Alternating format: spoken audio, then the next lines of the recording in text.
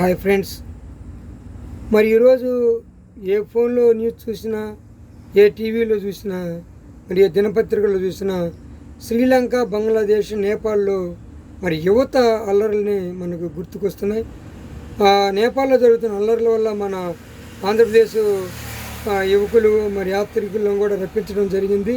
మరి అక్కడ చేస్తున్న యువకులు స్వచ్ఛందంగా మరి చేసేది మంచిదే, కానీ మరి ఆస్తుని ధ్వంసం చేయటం, దగ్నం చేయటం అనేది అది మంచి పద్ధతి కాదు. న్యాయబద్ధంగా మీకు రావాల్సిన మరి రిజర్వేషన్లు కానీ, జాబులు కానీ స్వచ్ఛందంగా మరి ధర్నాలు చేసి మనం సాధించుకోవాలి. కానీ మరి ఇట్లా దౌర్జన్యాలు చేసి సాధించుకోవటం అనేది చాలా కష్టం.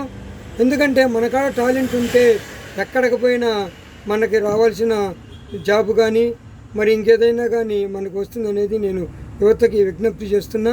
ఒక్కసారి కనుక మనం చూసుకుంటే ఎడారిలో మొక్కని ఎవరు నాటలేదు, ఎవరు నీరు పోయలేదు. మరి అది ఎలా పెద్దగా మానుగా మారి మరి జంతువులకి, పక్షులకి, మరి ప్రజలకి ఆక్సిజన్ అందిస్తూ మరి జీవులకి ఎలా మరి గృహంగా మారి మరి ఎలా ఉపయోగపడుతుందో ఒకసారి ఆలోచించండి. కాబట్టి ఎడారిలో మొక్క వలె ప్రతి ఒక్కళ్ళు తయారవ్వాలి.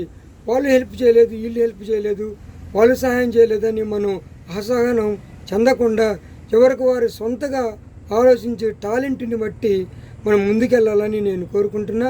ఈ వీడియో చూస్తే లైక్ చేయండి, షేర్ చేయండి, మరి సబ్స్క్రైబ్ చేసుకోండి. యువత మాత్రం ఇలాంటి అల్లర్లకి దిగటం అనేది చాలా చాలా ప్రమాదకరము. హేయం కూడా బాయ్.